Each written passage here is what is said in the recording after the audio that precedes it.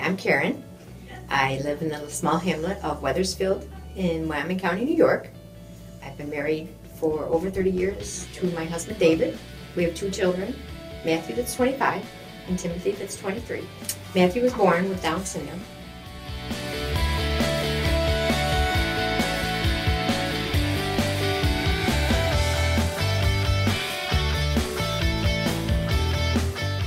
A day for Matthew is no different than anybody else of his age.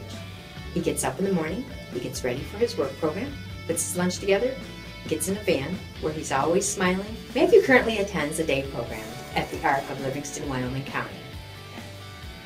For years I had researched and checked where I could find employment for Matthew after his graduation from high school. I chose the day hab at the program. They are able to get him ready for employment. He's working on life skills. He's working on being a productive person in society.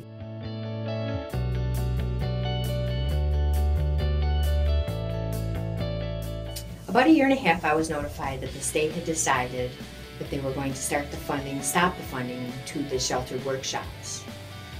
And that was very upsetting for me, mainly because I have been able to see what the Arc of Livingston-Wyoming County has been able to offer our people with developmental disabilities. They are telling me that I'm violating Matthew's rights through the Olmstead and the Americans with Disabilities Act. I'm not offering him a meaningful and integrated program every day in his work program. That was upsetting for me because as a mom, I've done extensive research on where Matthew could go after graduation. And I truly believe that the program at the Arc is exactly what he needs.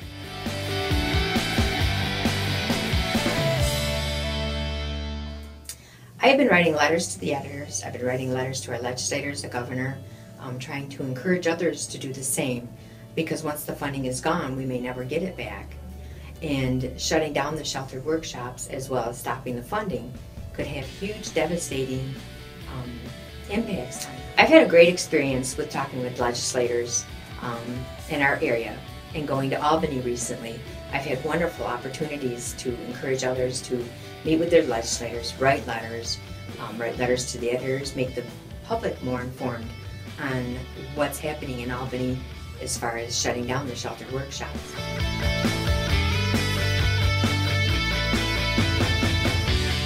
Once we got Matthew's diagnosis, shortly after he was born, I had made a decision that he is going to live a happy, loving, and productive life. And I think so far I've done a very good job at that. I am his mom. I know what's best for him. And I want Albany and the federal government to understand I can offer him a meaningful, integrated life in other ways in our community through our 4-H program, as I have done, and in other programs that we have to offer. So I think it's the families that can offer him the meaningful, integrated life, not our federal and state governments telling us how to do it.